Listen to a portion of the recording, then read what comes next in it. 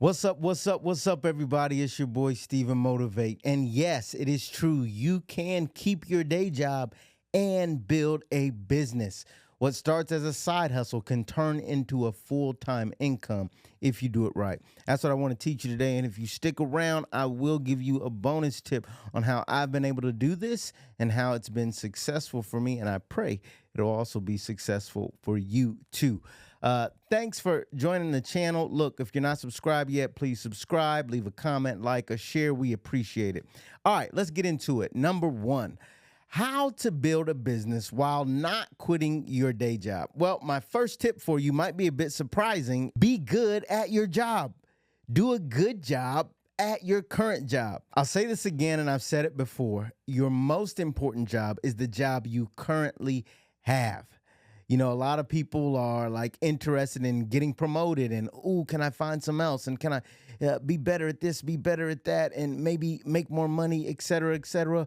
Let's jump around, boom, boom, boom, boom. No, the most important thing for you is to get really good at your current job. If you're really good at your current job, money will flow to you. Opportunities will flow to you. Everything that you're looking for will start to flow to you if you get laser focused on being good at your current job. Too many people are focused on, if I get another job, I can make $1 more, I can make $2 more, I can do this or do that. And they're looking for that next opportunity. And because they're so focused on what's next, they're forsaking what's now. And if you get really good at what you're doing now, people will notice. Your current employer will notice. Your colleagues will notice. People will start complimenting you like, wow, that was really good. That's impressive. When you start getting that type of feedback, you know that you are doing a good job at your current job. And the reason that's important is because, one, it's going to give you stability. Once you know you're good at your current job, you already know that you're not looking to be replaced. In fact, they're probably trying to build a path to promote you or to keep you because you're just that good. Number two, whatever you're doing, you're obviously gaining a lot of skills and expertise in. So now you're becoming an expert in a field. You're becoming an expert in a skill. The skill that you're developing is becoming so good that you can take that skill and use it in other places. One of those other places could be your own business. But the whole key is that, have you really learned the skill? So much so that you could take it and leverage it somewhere else, right? And then it also gives you just the financial stability that you need. You're going to keep getting paid. All that money that's coming in, you can actually use to benefit you in your next endeavor. So, number one, if you want to build a business while having a job, be good at your current job. I mean, be really good. I mean, be impressive. Let's get into number two. You need to have a plan. And when I deal with my 5-part framework and I talk about starting something, I don't mean to just wing it. Winging it is not a strategy. It's not wise. It's going to result likely in failure. I don't want you to make things perfect. And I tell you that all the time. Start. It doesn't have to be perfect to start, but you do need to have some type of plan. You do need to think long and hard about what you want to do and why you want to do it and why people will care about it. What problem are you solving? What are you doing for others that they will want to give you money for?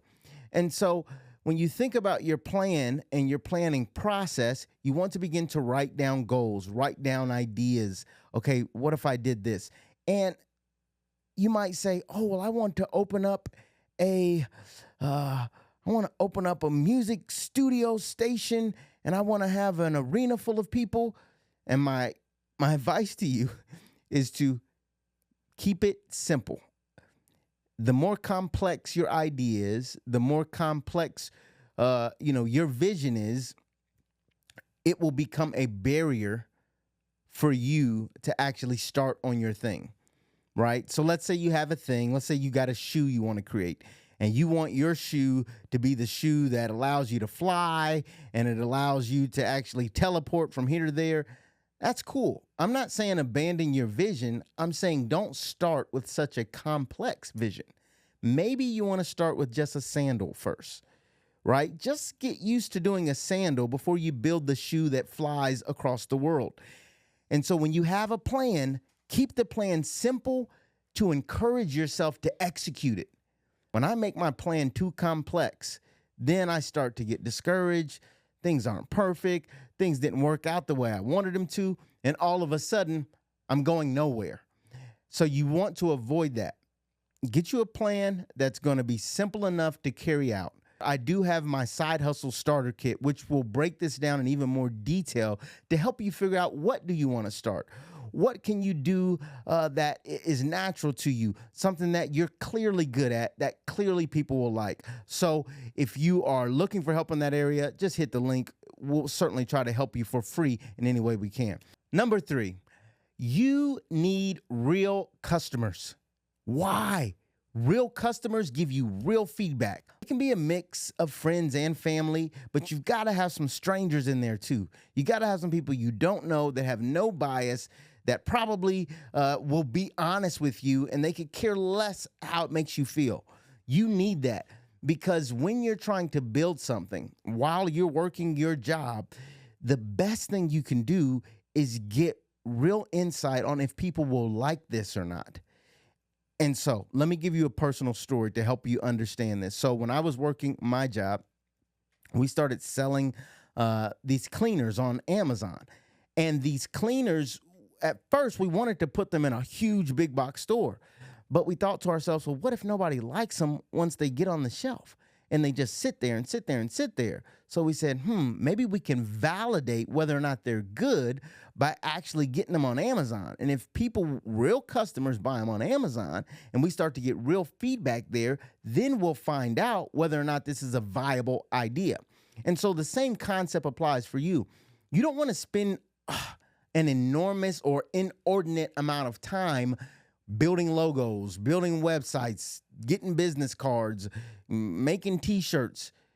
All that's nice and cute, but you don't have a business until you have customers. And so you build that when you have your 9-to-5 job. Because I'm going to work, and then on the weekends or at night, I'm going to find real customers to give me real feedback. When I was an entrepreneur, investor, and a partner in a barbecue sauce company, one of the key things we did every weekend was we went to farmers markets. This is a good tip for people who have things they want to share and get to the public. And you don't have the money to go set up in a mall or something like that. You got to go where the people are at. And so we would go to farmers markets and we'd set up a little stand, and just like a lemonade stand, just like when you were a kid. And there's so many farmers markets, especially where we're at, but you'd go and you'd sit there and you'd let people taste your barbecue sauce, and they tell you, oh, don't like that, or ooh, that's wonderful. And then you try to make a transaction or make a sale. And the best thing about that, even though that business failed and even the relationships with that, it went haywire, the biggest thing I can take from that is that I was able to learn you need real feedback in order to build a business. And so as we got real feedback, we said, okay, good.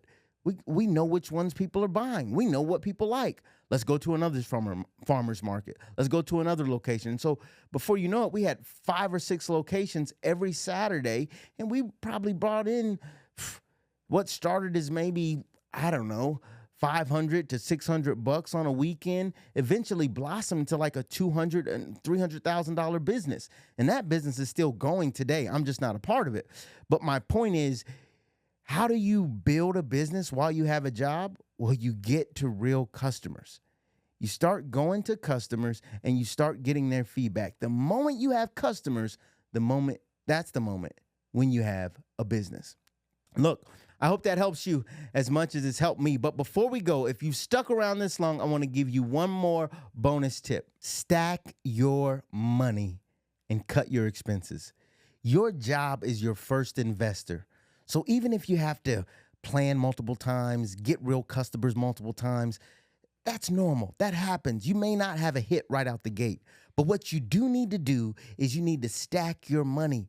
Your job is your first investor in your business. And so you've got to have as much cushion as possible to say, all right, if I ever go out on my own, if I ever leave this job, I know I've got a cushion here, a cushion of savings, a cushion of investments, something that's going to help me fund my freedom. That's what you're trying to get to. It's the journey to freedom.